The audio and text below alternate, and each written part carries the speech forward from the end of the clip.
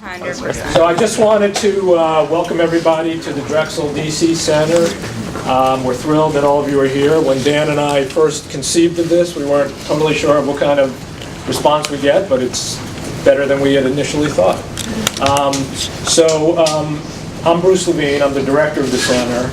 I'm also a professor of education policy in the School of Education, and I direct the Masters of Higher Ed and Masters of Legal Studies and Higher Ed Compliance, and about 3 other programs I won't bore you with. But for those of you who don't know Drexel, our main campus is in Philadelphia.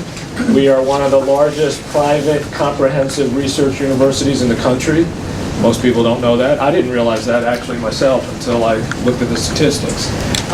We opened this center about 4 years ago with the idea that we'd be bringing our faculty, staff, and students down here to engage, frankly, with people like yourselves, to hold events like this one today, a worthwhile one. And we've also begun offering degree programs and other credentials through hybrid and face-to-face formats here. And if everything goes well, we'll be expanding the space in the next year, so that it'll be a much bigger space.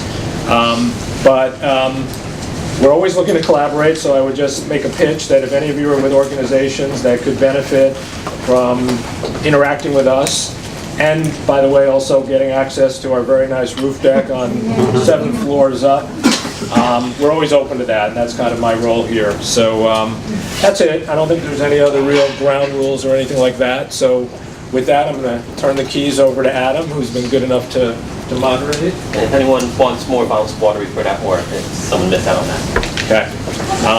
Adam. Thank you so much. And thanks everyone for joining us today. We have a fantastic panel. I get to a lot of questions of smart people, which is always a fun thing to do.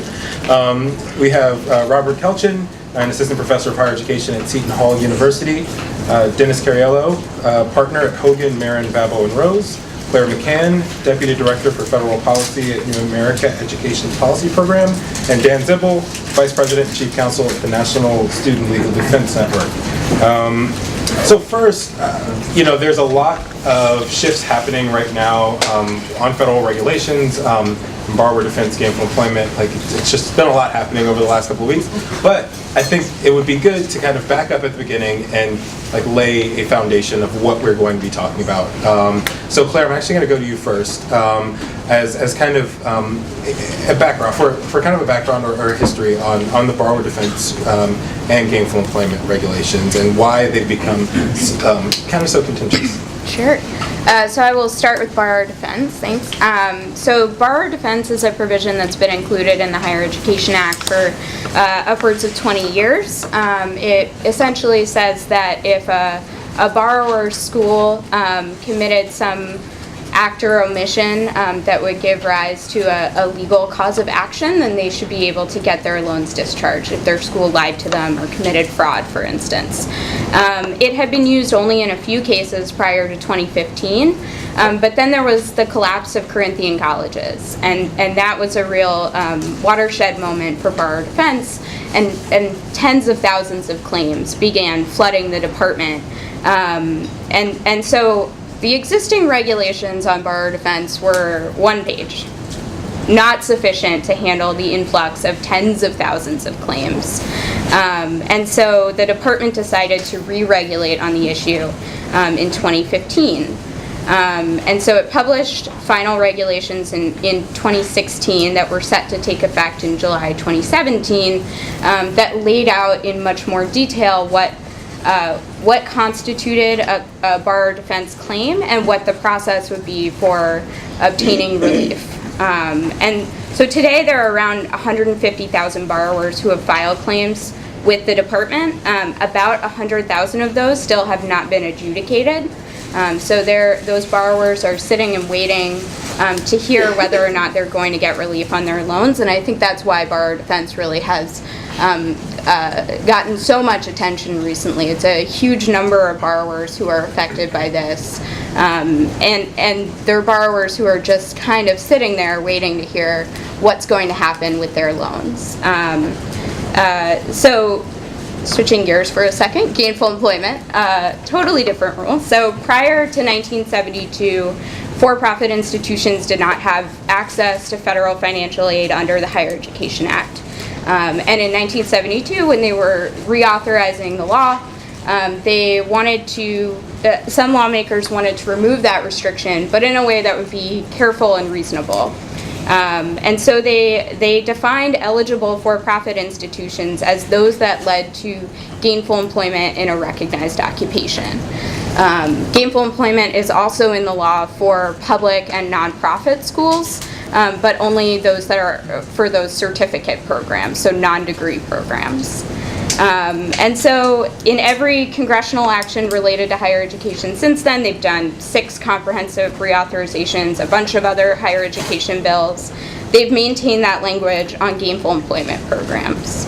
After the last reauthorization in 2008, the department took some steps to define what that actually meant. It had typically been generally undefined. And so in essence, the department said programs that don't provide a reasonable return on investment for their graduates do not qualify as offering programs that lead to gainful employment in a recognized occupation. So there was a legal battle and a re-regulation and 90,000 comments and just a whole bunch of rigmarole. And finally, the department published a rule in 2014 that has since withstood additional legal challenges that kind of firmed up what this was going to look like. In the very end of the Obama administration, the first year's worth of data were published under this rule. So the department published debt-to-earnings rates for all gainful employment programs, showing whether or not they could pass this test of providing that reasonable return on investment. So for programs that failed that test and that continue to fail it in the future, they should lose eligibility under the gainful employment rule.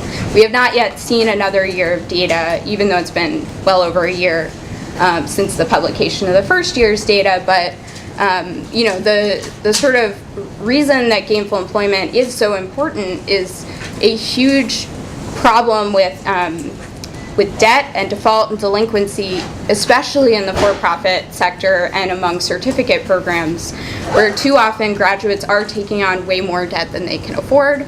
And so taxpayers are wasting federal financial aid dollars, students are wasting their time and money in these programs. And this is the mechanism to hold those programs accountable. Yeah. And so, of course, that's a lot to take in, but the through line here appears to be, in the 70s, for-profit institutions are able to tap into the federal funds. Of course, there are kind of strange bedfellows in this situation where you have HBCUs and for-profits in some of these cases kind of arguing that they may be kind of harmed in some way by these accountability regulations. But to kind of fast forward a little bit, it seemed kind of coming into the Trump administration that they wanted to roll back these regulations in some way, shape, or form. So, Dan, I'm going to go to you. Where does that effort kind of currently stand? Well, it's a changing by the day, I think, depending on which of these regs we're talking about. But I think the department made pretty clear publicly, right from the outset that it was going to be engaging in a broad deregulatory effort and was going to be taking a hard look at, not just borrower defense and gainful employment, but sort of the whole regulatory landscape of Title IV and basically everything else the department touches, which is pretty consistent with how the Trump administration is generally instructing agencies to take hard looks at deregulatory efforts. With regard to borrower defense, in the spring, I think it was May of 2018 now, so 2017, the department formally put its first hold on the borrower defense regulation through Section 705 of the Administrative Procedure Act, which basically, once the regulations had been challenged by an organization, CAPS, which represents some trade schools in California. After that lawsuit was filed, the department put a hold on implementing the borrower defense rule. I don't want to go too far down this rabbit hole, but essentially when a department, so everyone's aware, when the department issues a regulation, there's basically a waiting period. It's something called the master calendar rule. It says that the department has to publish a regulation by November 1st of year 1 for the regulation to take effect by July 1 of year 2. So the November 1 date becomes an important date. So in May of what is year 2, for borrower defense, the department said, stop, we're not going to be implementing these rules on July 1. There were subsequent developments. That has all been sort of progressing through litigation. And then a couple weeks ago, the U.S. District Court, the District of Columbia, said the department's attempts to delay the implementation of the borrower defense rule were unlawful and ordered the implementation of the rule, which actually took effect on Friday of last week, if I have my days right. I think they pushed that back until Tuesday. Tuesday, okay. That's right, Tuesday this week. Sorry, I'm wrong. Like I said, no, that's exactly Every day. right. It was supposed to be last Friday, and then the judge said, wait, I need a couple more days to think about all these things and think about how the challenge that CAPS had filed interplays with the delay, and ultimately on Tuesday at noon, the borrower defense rule officially took effect. So, we're talking about these rules, but to kind of talk about how these rules happened and what the requirements are for the department carrying out the rules in terms of saying that we can delay this rule that has already gone through this negotiated rulemaking process. So, I wanted to ask you about, so when something goes through this negotiated rulemaking process, it becomes a rule, what is the department's obligation to carry out that rule while it's going through another rulemaking process to dismantle that? Well, it's an interesting question because I think the short answer is it depends. I mean, in the typical case, to the extent that there are direct requirements on July 1st, as long as the rule goes into effect, then they would have to be followed by the regulated entity. To the extent there's discretion on the part of the department, they certainly have the option to use that discretion and, either in how they enforce it, or in some cases, if the world is waiting for them to do something, say put out, a form or something like that, that can be something that in their discretion they don't need to do. I think what happened with bar defense, it was, it's a very interesting, a series of very interesting decisions, at least if you kind of like this administrative law stuff, which are very limited subset. Don't start that class, that's not going to work very well. But what the department did was, under the Administrative Procedures Act, you have Section 705, which allows the department to stay the effective date of a regulation that has not gone into effect if it is pending judicial review. And Dan referenced the CAPS lawsuit. That's what brought this to the fore. And there again, I don't know if we want to spend too much time on the decisions, despite my perverse interest in them. But you had the lawsuit itself, which challenged everything, and then you had a motion for preliminary injunction, which challenged a subset of that.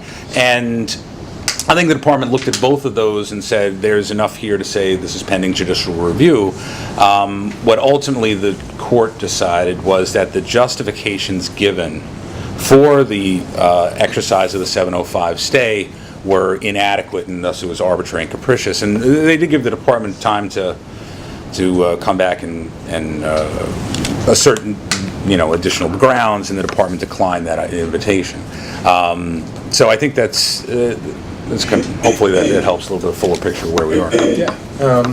And Robert, so when a rule is kind of going through the process, there's a section where people are allowed to submit their public comments. And these rules in particular are spots that economists have taken a lot of interest in, academics have taken a lot of interest in. So what is the research saying right now, particularly on gainful employment, and how, one, it kind of affects how tax dollars are spent, and two, what's the result for students? Sure. So one of the reasons why gainful employment and borrower defense regulations are not going to make that November 1st deadline is because of comments submitted either by think tank people like Clare. You submitted, 50 pages for borrower defense? Give or take. And then there are a bunch of academics who weighed in on gainful employment. And the department has a duty to go through and respond carefully to those types of comments. Now, in the tens of thousands of comments that the department got, most of them don't really require that much of a response. There are a lot of form letters or a lot of emotional appeals. But when they start getting into issues of data and research from my perspective, or following administrative procedures from some of your perspectives, then if the department does not properly respond, then they could potentially be open to more legal action challenging their opinion. So on the borrower defense side, there's not a lot from academics at this point, but there's quite a bit more on gainful employment, particularly looking at the returns to attending for-profit colleges, since they're disproportionately affected by gainful employment. And there's a fair body of research that shows, on average, the returns to attending a for-profit do tend to be lower than attending community college. It does vary some by field of study.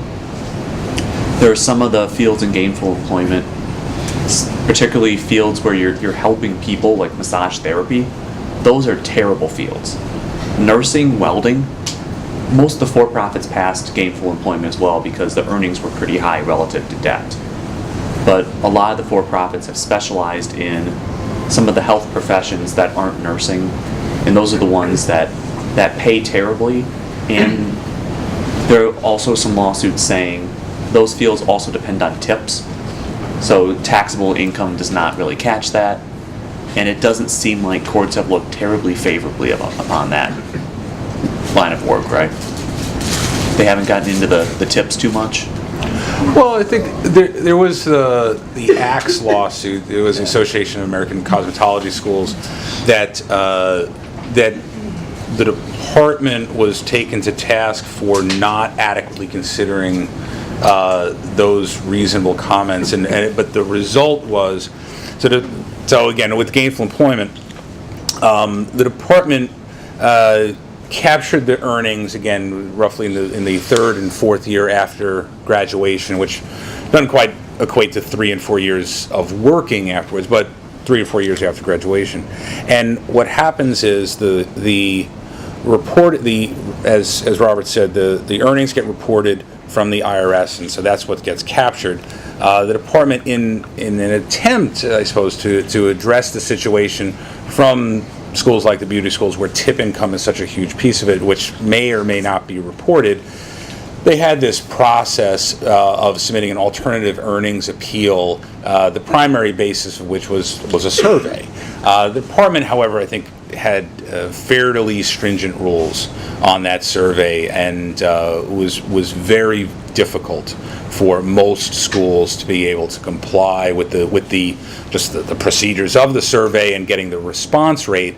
And the result of the Axe lawsuit was that essentially the court nullified all of that. So in form and substance, so school could submit a survey, and as long as it was fairly reasonable, the department was really bound to accept it. So even though the department has missed its deadline, or will miss its deadline, we still kind of know what their proposals for gainful and for borrower look like. So can any of you kind of walk us through what those proposals look like? I'll take the easy one. Okay. Gainful employment, it's basically a select all and delete, is what the department has proposed, and it's not really any more nuanced than that. It's the best regulatory package I've ever had to read. It's so easy. It's short. It's short and sweet, and that's essentially the proposal. And I think there's not a lot more that went into it. Ultimately, when we read there were sessions of negotiated rulemaking and lots of comments and discussion. And at the end of the day, the department put out a notice of proposed rulemaking. It's literally highlight, select all, delete. But there is one nuance to this, that the department is proposing instead expanding the college scorecard to have program level data for graduates. Something that had been in the works for a few years, right, Clare? Yep. And it's still a couple years out. Yep. Yeah, the department doesn't currently have access to all the data it needs to do that. The department did not propose to add new data reporting requirements that would let it do that immediately, and so it's not clear, the department is sort of citing the rhetoric around we're going to focus on consumer information, but without any actual avenue to do that right now. Well, if I understand it correctly, it's sort of a non-binding, this Yeah. is what we intend to do in the future, but nothing more than that. Right. I think the funny thing about it is, you look at what Google and other search engines have done in taking the data that's reported to through iPads. That data is bad. That data is not accurate. That data is old, and I think we all recognize that that data needs to be improved. What I've been getting is a lot of schools saying, "How do we fix this?" Right, and you wonder if there's some voluntary way that the department can come up with under this whole idea of we don't need specific rules to require you. It's in your best interest to make sure the data is accurate and find some way to check it. So I do wonder if that's something that is in the offing. On bar defense, because you asked about that. So I served on the 2016 version of bar defense, and obviously followed the most recent one. I mean, this is a very large and fairly unwieldy rule. There's a lot of things. When you say bar defense, there's a lot of topics that goes in. This is, everyone thinks of the bar defense claims, and I think that's what people generally think about. But then you've got financial responsibility, you have arbitration, you've got a loan repayment rate, you've got some stuff with false certification discharge, you've got closed school discharge, you've got a lot of different things that go into that. I think there were like 9 or 10 topics.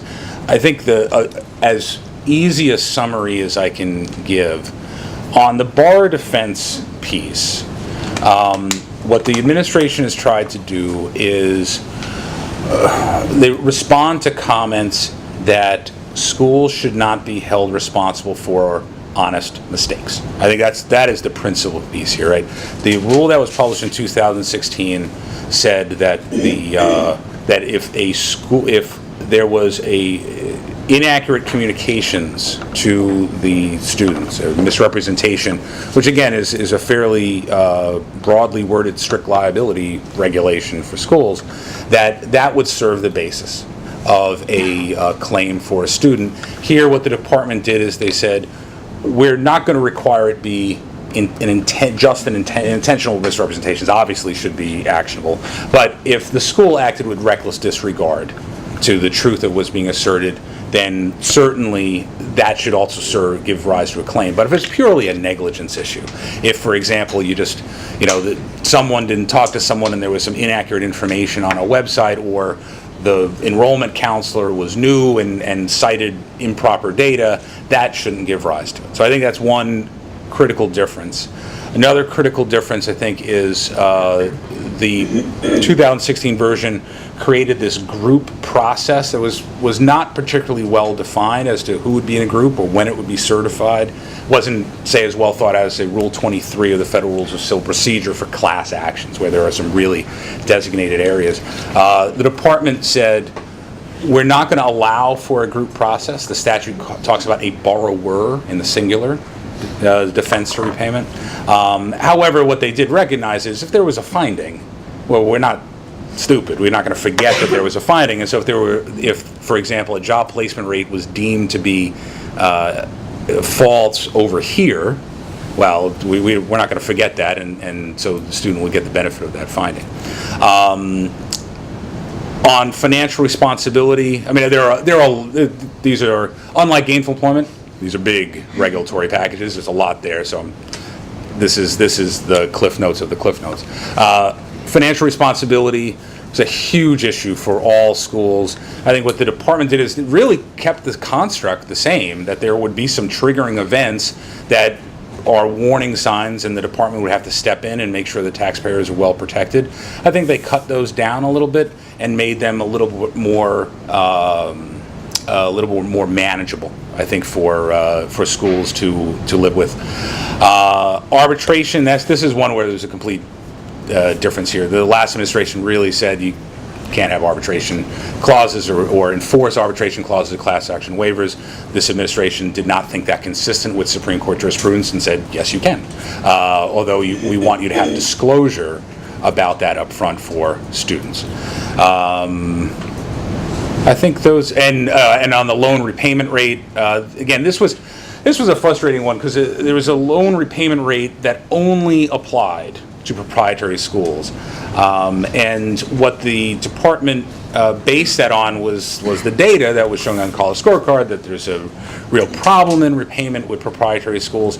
I mean, of course, in January 2017, the department came out and said, our data aren't very good, right? And the data was very bad. There was, whatever it was, a glitch or however. There was basically a one-line coding error. Yeah, so it wasn't a data issue, it was a coding issue. Friday afternoon, last weekend of the administration. So I think that probably influenced the administration to say we don't need a loan repayment rate or programmatic loan repayment rate just for proprietary schools. Loan repayment is issued throughout all schools, and but they've just kind of taken that out. There are a couple of other interesting proposals that are new to this one, but I think as far as the comparison, again, brief summary, I think that's where we are. So if I'm a college and I'm looking at all of this, I'm saying, big complicated rules, Yep. Shifting landscape, this seems like a lawsuit. Like, it just seems like an easy way for schools to get sued by not complying with the rules. So my question is, what is it like for schools right now as all of this ground is moving? Well, I tell you, the last 3 days I've been talking with a lot of freaked out general counsels, and what we're trying to figure out a few things. Can I say, freaked out about what? Is it the uncertainty that's freaking them out, or like? I mean, if I were a general counsel of a school, I would obviously like the direction that these regulations are going in. The 2018 version. Yeah, I agree. So is it the freaked out that they're not getting there? I mean, sort of what Steve Gunderson has said, CQ, that the department needs to be pushing forward and it's unacceptable that they're not pushing forward? Or is it, I'm sorry to take out of the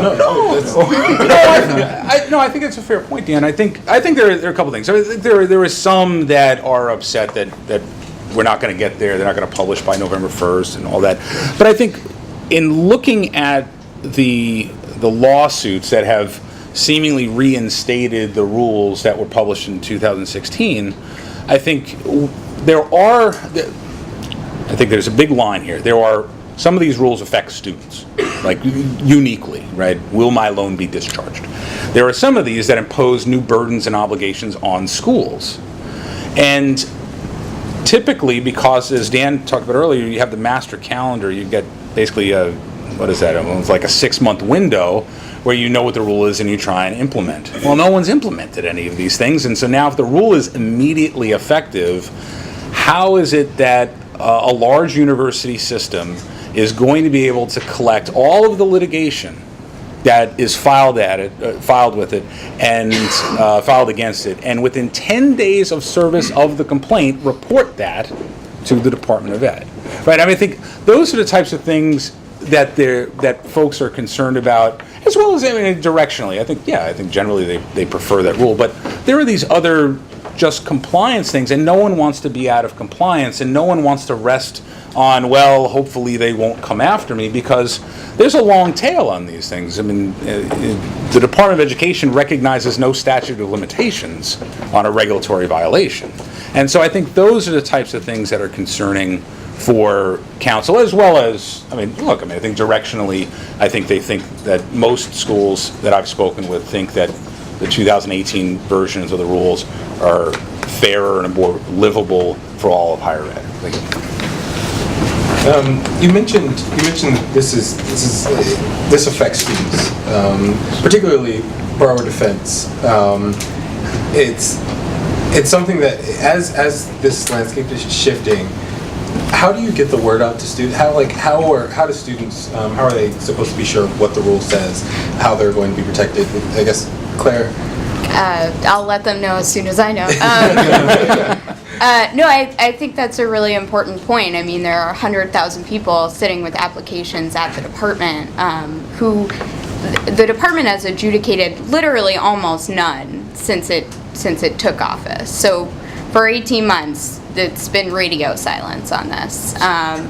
And so I think it is really important to note, like, for students, it's great that schools have the ability to call you and find out what's happening. Students have no idea what's happening.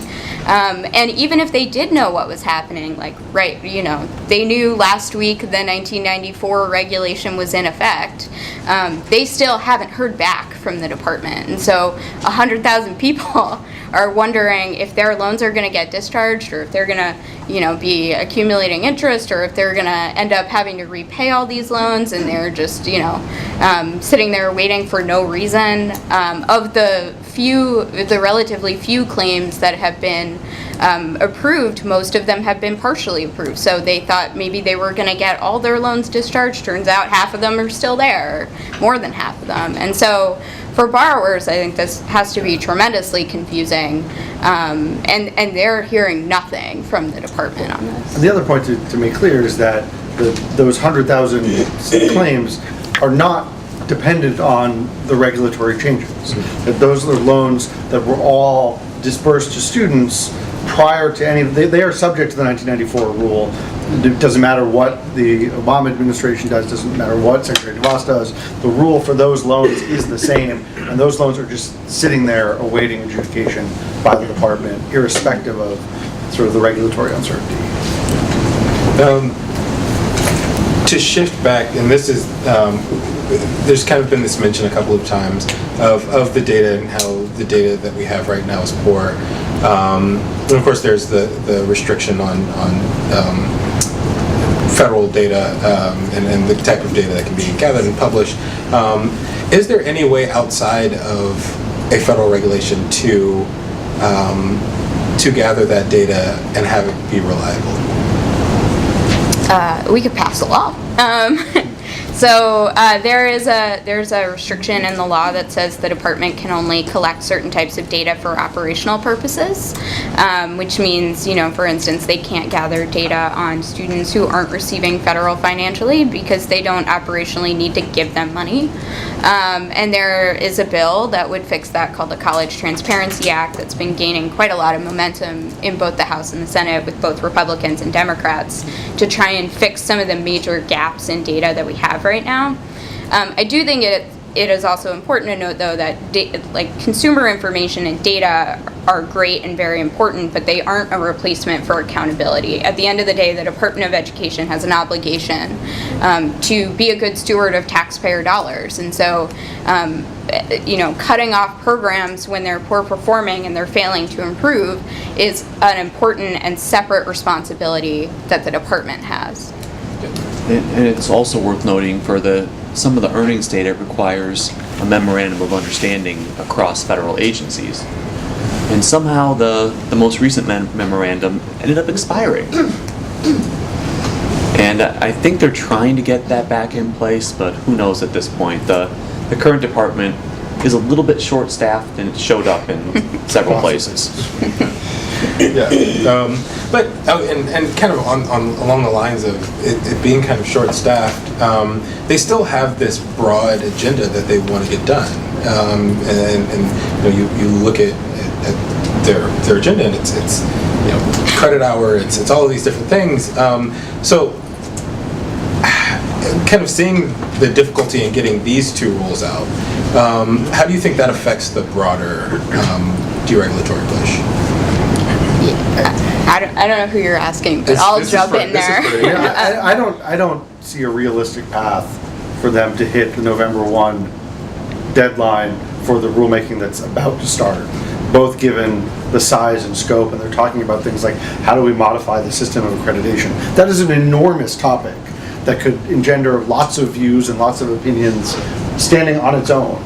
You throw that in with how do you deal with things like regular and substantive interaction, which is a standard that governs online education. That too is an enormous subject. You combine those things together, you throw in some other stuff, while you're still trying to finish two rules from the last go-around, combined with the understaffed at the department right now, it strikes me that the likelihood of success is pretty low in terms of whether or not the department will hit the November 1 rule, the November 1 deadline.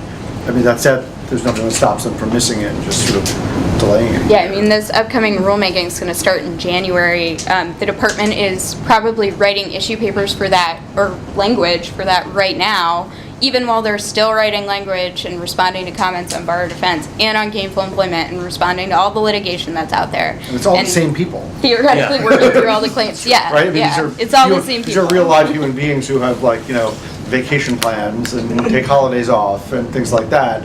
And sleep at And night. sleep at night. And when you throw all those things together, Not a lot.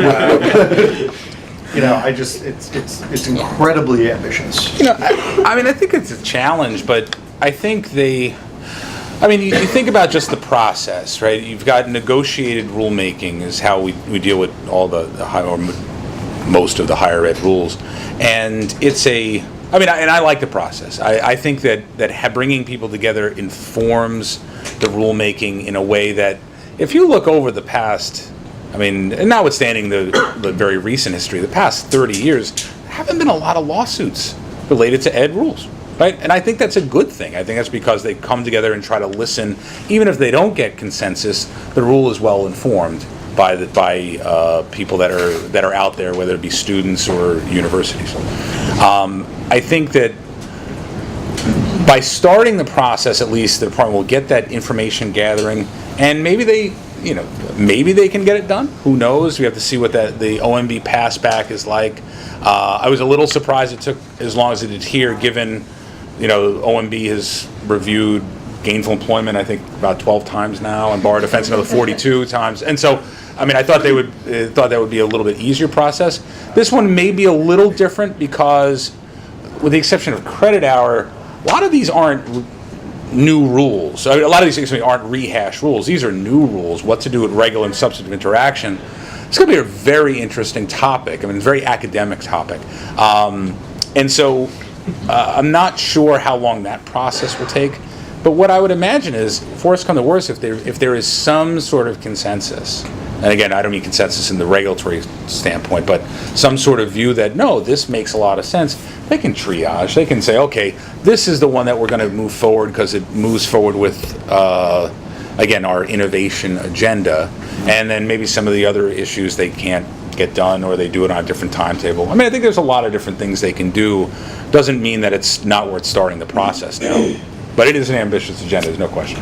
Yeah, so the first thing about the negotiated rulemaking is there are spots for people with different perspectives, and I think on the past several they've had a total of one academic researcher who was an alternate, and that can run into some certain issues in terms of knowing what we actually know, which is important for writing the rules and then potentially heading off some of the public comments that can delay things further. And the more the department tries to do, the more they try to get everything through very quickly, the more likely it is that they get all these detailed comments back that either they try to ram through quickly, potentially miss and get sued, or they get delayed again. So I think the department may triage this gigantic negotiated rulemaking palooza into a couple different pieces that they may put out at different times. I'm going to use rulemaking palooza at some point. That's a good one. Although it's interesting, I always thought it was interesting that they didn't try that this time around with borrower defense. There were aspects of, as you said, the borrower defense rule, it's more than borrower defense. It's financial responsibility. It's mandatory arbitration. It struck me at the end that if they were really having a hard time pushing this through, one of the biggest, I think, wants from the for-profit industry was the mandatory arbitration ban to be lifted. That wouldn't have been that hard to carve out, but for some reason the department didn't think to do that. Right.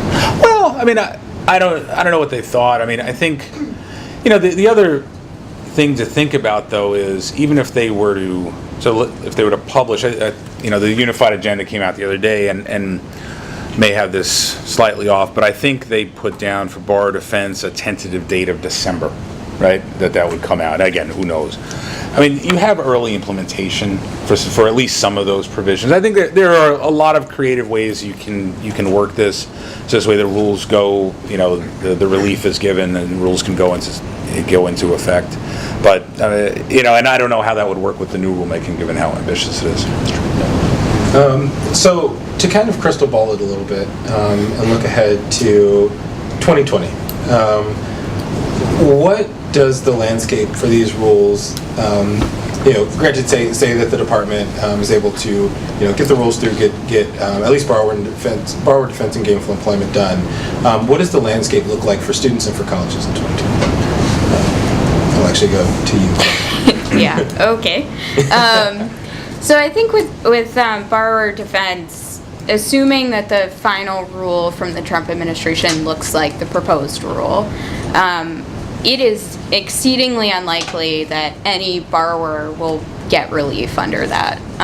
By the department's own estimates in the proposed rule, something like 2% of the loans that would have been discharged under the Obama rule would be discharged under this one. The changes to the process, the requirements that borrowers be able to demonstrate that not only were they told an untruth, but that it was intentional or reckless. The changes to closed school discharge procedures, all of these things put together have some very significant implications for how borrowers are going to be able to access this relief. And I think it's just exceedingly unlikely that many borrowers are ever going to be able to have a sufficient amount of evidence to really use this rule. And on gainful employment, I mean, assuming they go forward with having nothing, I think we're likely to see many more borrowers continuing to enter programs that are low value, where they're taking on more debt than they can reasonably afford. And it's kind of a callback to how it was before the gainful employment rule was in place, where there wasn't much consideration given by either colleges or students to what their outcomes were going to look like. So I'm going to be opening it up to the audience for questions momentarily, but I wanted to actually give that question to Dan as well, in terms of, this is an ambitious agenda. These regulations will ultimately have to be vetted by general counsel. They'll have to go through the lawyers at the department. I guess what goes into that last getting it across the finish line? This needs to be seen by our lawyers and kind of doing that. And Dennis, that's for you as well. Yeah, I mean, I think from a process perspective, the lawyers are involved the whole time. I think that's fair to say. Which probably drives people nuts. Fun for all of us. It's not fun for anyone. But lawyers are going to be involved the entire time. So it's not like the department is proceeding on its own, and then all of a sudden they say, "Hey, here's our final rule. We're going to tackle gainful employment next week. What do you think?" So there's a little bit of a heads up. But I do think to Claire's broader point, there is still a lot of uncertainty for borrowers. I think there's uncertainty for schools, for-profit, non-profit, certificate programs. And I think the uncertainty all around is not a good thing for anyone. But I think a lot of the biggest concern is the uncertainty for classes of students who have already been harmed, and how the department is going to be dealing with that even under the existing rules. And that to me, I think is something that I think, quite frankly, the folks who worked at the Department of Education under the Obama administration, which they had gotten more done, and I think the fact that it's been sort of only pressed pause since that time, for the most part, is going to be sort of one of the lasting legacies here. So if we have questions from the audience. Maria? Maria Delaware, Associated Press. So my main question is, what happens now? Is there a deadline by which the department has to notify students, or what happens after Tuesday, basically, for students and for colleges? I think that's a good question. And I had some Twitter conversation, I think, with Ben Miller and some others about, well, is the rule in effect, or does the department, does the court have to say, okay, here's a period of time in which you have to come into compliance? I think that would be helpful. Absent some indication from the court, then I would expect that the Department of Education will have to issue some sort of letter and say, all right, well, here's our best thinking on where we are. And again, I don't know that there are clear answers, and I think there's arguments to be made either ways. I mean, I think I do agree with the unstated premise here that there needs to be some communication, and I do agree with Claire and Dan that right now that this weird situation we're in, we need to have some clarity, even if the clarity is more to come, do this for now. I mean, like that would be fine as well. I mean, I don't know. I would actually disagree with that. I'm not sure that there is a lack of clarity in the status of the rule, given that the court. I mean, I don't want to get too far into the legal weeds, but the court vacated the department's notice under 705. The court vacated the attempts to delay the rule under the extension notices, which would put us back in the spot that we were in had none of that happened, which means the rule is in effect. I think you could quibble about what happens during the period between July 1 of 2017 and now. That may be a separate question, but at least sort of moving forward, I don't see a whole lot of lack of clarity on that point. And things like the automatic closed school discharge provision are in effect. And there are student loan borrowers who should be getting their discharge now automatically from the government. So I would draw a line. I think that's a really good point. There are some of these rules that affect borrowers, and I think they need to be treated differently. Again, those rights that they have, as opposed to the obligations on schools. Because if it applies right now, then there are schools that are out of compliance right now, and there's no hope of them getting in compliance anytime soon. I mean, again, the example I used earlier, I think is an important one. One of the rules under the 2016 bar defense rule is that if a school gets sued within 10 days of being served, they've got to report that lawsuit to the department. Doesn't matter what the suit is. I mean, it doesn't have to be bar defense. It could be an employment suit. And again, the department, this is not the question, the department did that under the guise of, if there's an economic risk to the school, well, we should know about it, right? I mean, anybody who's worked in a university knows you're not going to stand that up in 10 days. You're not going to stand it up in like 30, 60 days. You figure particularly you have a large system or kind of a research university that's got so many component parts. Each one of those parts may be receiving lawsuits, depending on size, on a daily basis. This is not a knock against them, by the way. People get sued all the time when you're engaged in economic activity.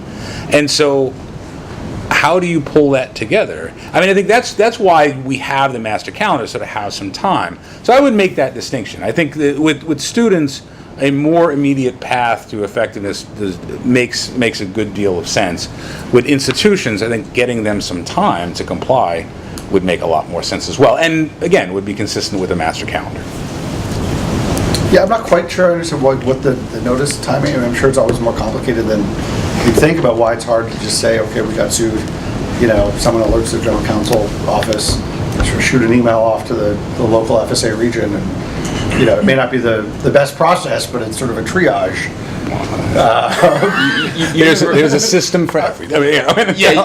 University administrations move extremely slowly, and it's pretty common for large universities to have no idea what certain components are doing. That's right. I mean, I've dealt with universities on contracting issues and stuff, and they're just not as.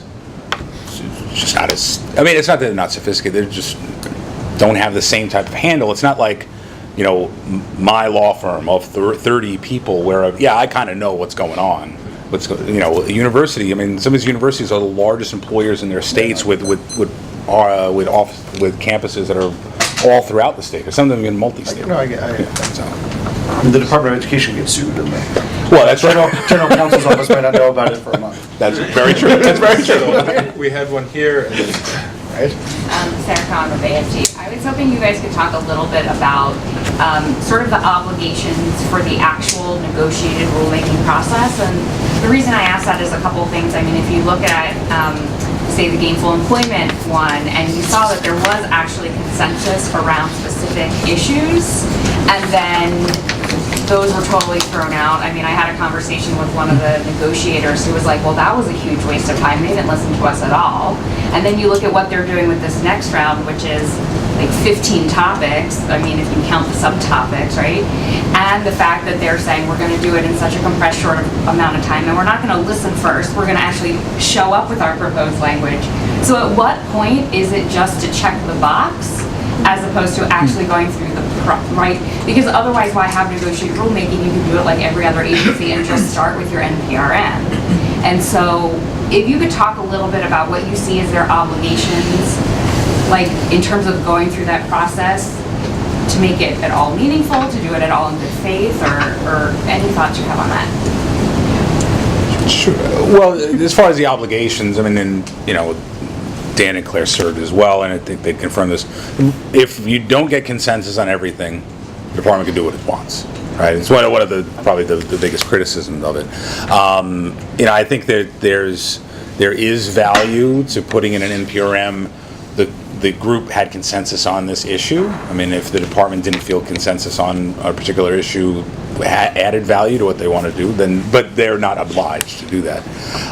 I think as far as what the proposal that they're going to come out with language, I don't know. I don't know that that's necessarily a bad thing. I mean, I think it you know, look, the way the first week of negotiated rulemaking goes, it's, you know, the first day is spent talking about protocols and blah blah blah. It's all live streaming. Yeah, live. Yeah, that's right. We have to talk about live streaming now for a week on end. So it's not a very productive day. And then day 2 and 3 typically are talking about things just very kind of directionally. What do you think? You know, kind of broad, you know, blue sky type discussions, which I think, I mean, they have value. I mean, they certainly do.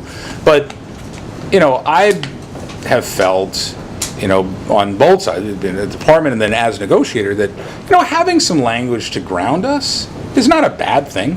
It doesn't mean we can't go off on blue sky and say, wait a second, the whole paradigm is wrong. You really need to think about it this way. But I don't think that's unhelpful, or certainly doesn't subvert the intent of negotiated rulemaking.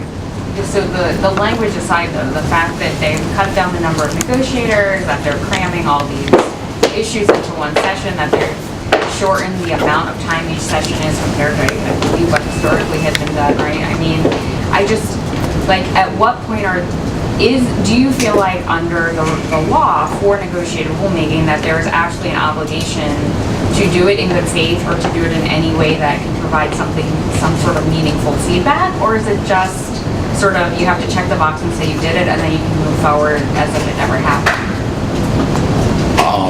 Well, they have to do it in good faith, but I don't think having all these topics isn't in good faith. I mean, you look at, you know, and again, I don't want to talk about the recent history. I'm trying to recall before the Obama administration, like the numbers of topics, but you know, and you look at the program integrity. I mean, I think there were about 10 or 11 topics with regard to that. It was in 2009, 2010 or so. And I mean, I think that we've had rulemakings that have a lot of topics, a lot of disparate topics. So I don't know that that's a problem in some way. I mean, I agree that it's an ambitious agenda. That's certainly true. And had the department had resources, what they might have done is have accreditation as separate panel, and then all the other innovation topics on a separate panel. That could have been a way to structure it, but the department didn't want to do that, and there's no obligation for them to. I will say I think there are some major departures from the typical procedure here that put the department at a greater advantage than it has been in the past. So things like reducing the number of negotiators and lumping the votes differently and having subcommittees set up with outside experts, showing up with language so that there's not sort of this opportunity to discuss whether the entire thing's a good idea. You're just diving right into it. I think all of those things together are an indication that the department is kind of looking to get through the process. And maybe not looking to achieve consensus on some of these issues because it's not necessarily to their advantage to do that. But on the other hand, reducing the number of negotiators might make consensus more likely just because you have fewer people there. So, but I also agree it's probably a ways to make things more manageable. Right. And you know, the other thing is, I think your point about having an academician on the panel or a research analyst on the panel, I think that's valuable. One of the things that I've always advocated is we get pigeonholed into the constituencies. We need these universities, and what often happens is people with similar functions at the universities are the negotiators, often financial aid people. I mean, I think that calling out specific functions is actually useful, and I think what they did here, if I recall, and I'm happy to be corrected, but I thought they called for a financial aid administrator function and then had the universities, I think, with the theory of having more academic types, given how academic this conversation is. And I think the bar defense, I think one of the failures of the 2016 rule was, and again, the ABA pays me to say we need more lawyers, but I think there was a great example. We need more lawyers. We absolutely needed more lawyers on that panel. It's a uniquely legal topic, and I think the department is signaling that ability. So maybe by condensing but getting those specialty types in the room, you will get a better informed rule. That's better policy. I think, correct me if I'm wrong, they have, to Dennis's point about needing more lawyers, they have eliminated the role of the state attorney general's offices. Well, they also limited the rule, the outside counsel compliance person as well. I guess they just didn't think it was as important for this particular rulemaking.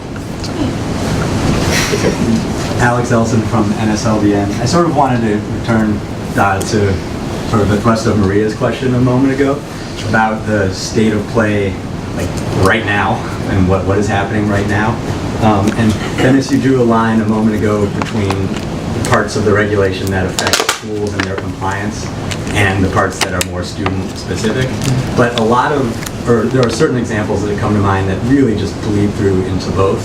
One example is is the mandatory arbitration ban for schools that accept. So I'm just wondering what the view is now then. So for example, schools under the 2016 rule, if the view is that it is in effect, are required to send notices to students. And is that something that should be happening? Is it happening? Or what is sort of the back and forth look like on those issues that really bleed into both? I think that's a really great point. And I think the way you can kind of divvy that up is, and I don't remember the exact language, but I think there was something that said, thou shalt not enforce such a provision. And so there are two pieces there, which you shouldn't require this to be done. So on the one hand, you have school one just can't say, hey, you can't sue me because I've got an arbitration agreement. And two, even if they would, arguably the student can say that that's void as a matter of public policy. Right? And so that can happen in the here and now. Now the second point, though, is everyone that has these things revising their enrollment agreements, that gets into the litigation reporting. Like, okay, we've got to gin up the administration to be able to do that. So that part's very challenging. So I think from a student rights protection piece, you can handle that because, again, at least as of today, I think that those provisions would be void. Or likely void. We'll see what the court says about the ultimate enforcement of it, but I think that's a fair argument there. But the schools need time to revise things. I think in terms of the reporting, the notifications, it's another one. I mean, with the schools just, like everything in life, we need a form, right? We need to figure out how this works. They're going to need some time to do that. It's not fair to ask them to stop doing what they're doing mid-semester and come up with a form, right? So hopefully, and that's a thing what I said before. I mean, I think Dan's point is a fair one. You know, as a legal matter, this is where this is the state of the effectiveness of the law. Would have appreciated the judge to go back in this and say, all right, let's be smart about this, and schools need some time to do what they do. We can protect students over here in the here and now, and then kind of see where things fall Something out. that the department could do is to say, to issue it to your colleague letter and say, we got this court decision, this is the state of the law, schools, this is your obligation, you're supposed to be sending these notices out.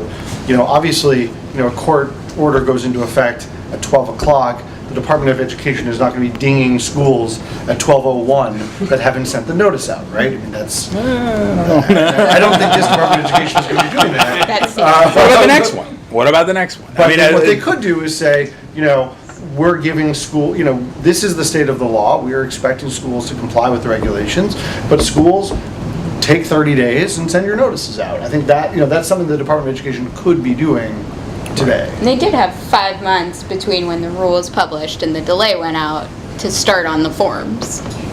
Oh, I think people were, and then we had like a year or so, where it was like, oh, we don't need the forms, and so, I mean, I think that's where the challenge is. That's where the challenge is.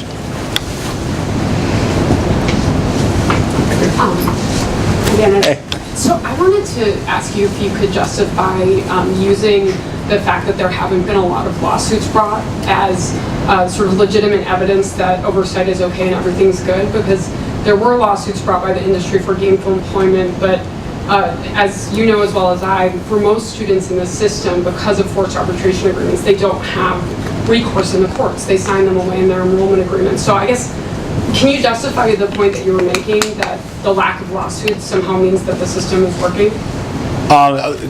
So, it's good to see you. No,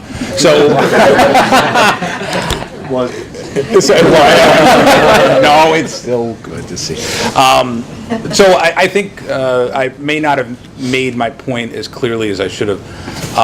What I was saying was that the lack of suits against the department kind of shows some of the value of negotiated rulemaking, that by people coming together and informing the department's rulemaking process, that the rules just haven't been as challenged, right? Which I think, over the course of 30 years, I think that's probably correct.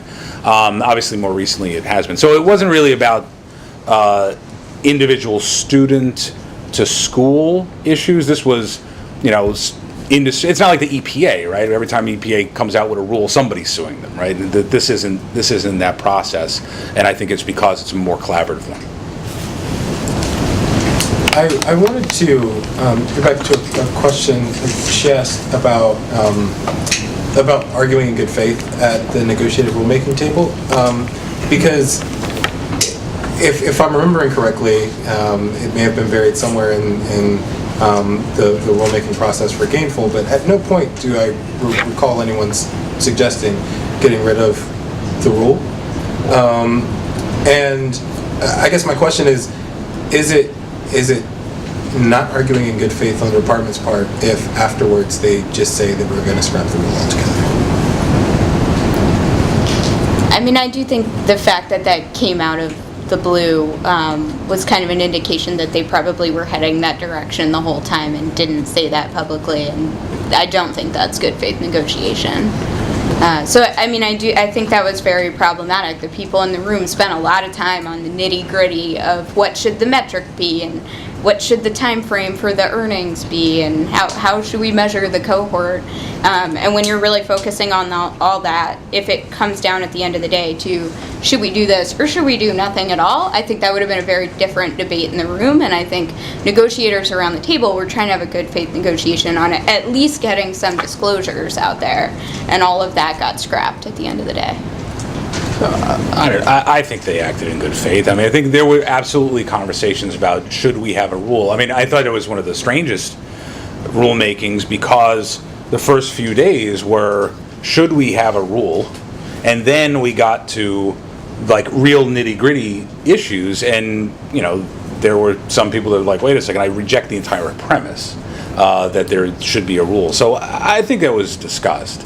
And again, the department does have complete latitude to do whatever it wants to do after consensus is not reached. As a matter of fact, and while there may be some bounds in this, the department actually has the authority to respond to comments received and do a draft rule. I remember in the program back a million years ago in program integrity, when the department advanced the state authorization rule as it applies to distance education. That was not in the original proposal, and nor was it ever discussed. And it was a comment that the department was responding to, and that obviously set off, God knows, an entire cottage industry of people doing state authorization work. But I think the department has tremendous latitude, and I think they operate in good faith. I have two questions, and feel free to respond to one or the other or both. One, how do you think that the current hiring freeze is going to affect staffing at the agency? If the way that it's currently staffed, it really can't effectively provide oversight to enforce the rules that are going to go into effect? And then the second question I have is, do you think the November 1st borrow defense rule will provide any relief against the federal claim that they have preemption over states' rights to enforce borrower rights? I'm not sure. Can you repeat the last question? Sure. Just like when the borrow defense rule goes into effect on November 1st, do you think that that's going to provide any relief, right, to states? Because the secretary claimed that the agency has preemption over states. So I think, let me try and take that piece of it first. So I think the preemption point that the department has raised in its notice of interpretation from last March deals much more with, or deals entirely with efforts on consumer protection of student loan servicers, as opposed to borrower defense, which applies to sort of the loan disbursement origination process as against the schools themselves. So I think it's a little bit of apples and oranges in that respect. On the first point, I mean, look, I don't know the state of play of the department's current HR policies, but I think it is, sort of public knowledge that the department their staffing has dropped quite a bit. And I think the best example of it is the fact that, these rules they're not able to get these rules out. The reports about the Federal Student Aid Enforcement Unit, and sort of what's happened to the staffing there, the staffing of the Borrower Defense Unit, among many other areas of the department. I think there's a high likelihood it will impact their abilities going forward. And I think, so the Office of Federal Student Aid alone lost 100 staff in the first 16 months-ish of the administration. And I think we should all be worried about that for a whole bunch of reasons. FSA has lots of problems and needs to be doing more, not less oversight, and that's really hard to do with fewer people. So I am very worried about just the leadership issues at FSA, as well as just the staffing, just having bodies on the ground. It's across, I'd say it's across the department, and knowing, not just the pure numbers, but like certain individual human beings who are identifiable, who have left for various reasons. I mean, many of them are sort of what we've been hearing about sort of coming for a long time, which is the aging of the federal workforce. People retirements, and if they're not being replaced, that's a problem. So I guess my one last question would be, and this will be for all of you, if there were kind of in lieu of the borrower defense and gainful employment rules,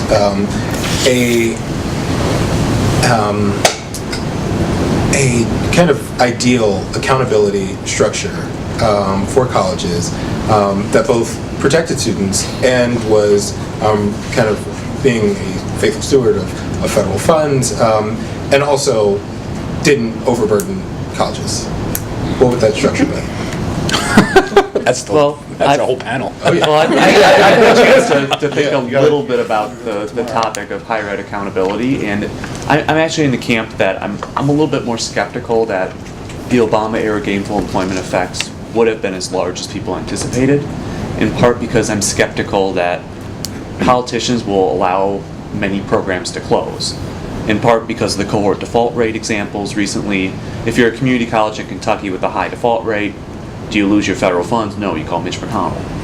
And there's enough of that. I get skeptical about closures, and I think that if the department is actually able to come through and get the data part of gainful employment together, I think that may be almost as useful in a practical sense as what the Obama administration was trying to do. And in general, all or nothing accountability systems tend to fail spectacularly at the federal level. And that's why we're seeing conversations about risk sharing on student loans, where it's just a percentage of funds at stake. Now, everyone loves the idea in theory. In practice, it's much harder to agree on principles. But avoiding all or nothing and data transparency are two things that might be able to help develop a reasonable accountability system going forward. I generally agree with Robert. I think that more data out there is the key here, to have market-driven accountability. And the funny thing is that, I look at this, the usual things, transparency. That's always the fantasy, the cure for everything.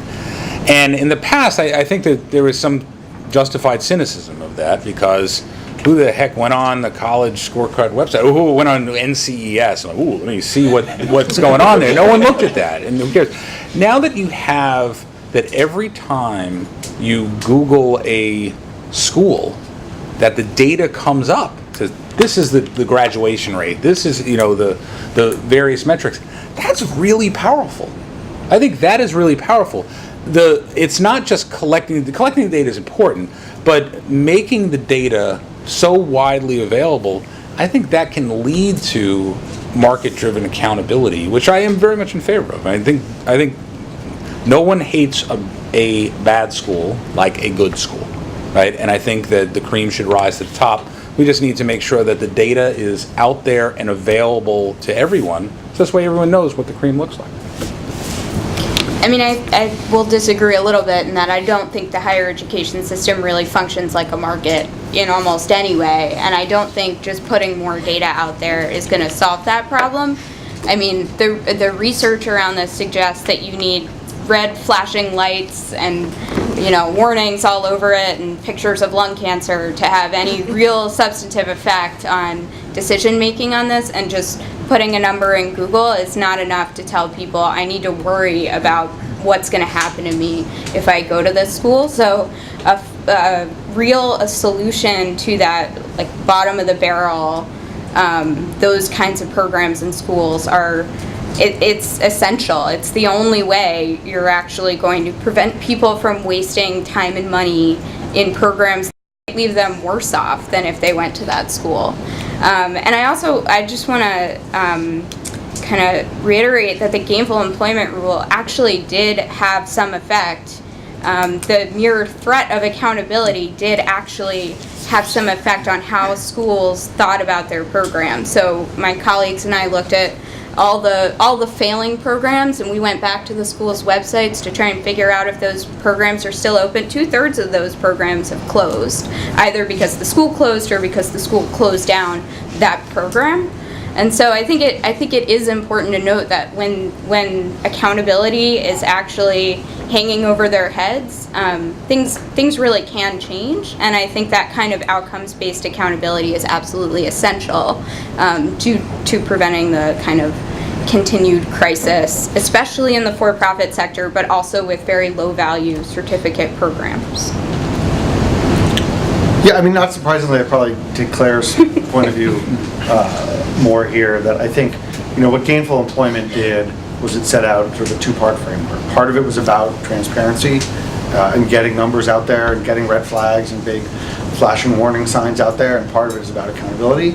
And like, the transparency also only works if it's honest, if it's accurate, and there needs to be a check on that too.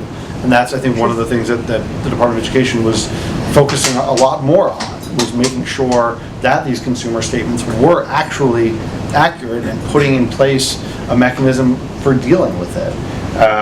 So I think that's a core piece of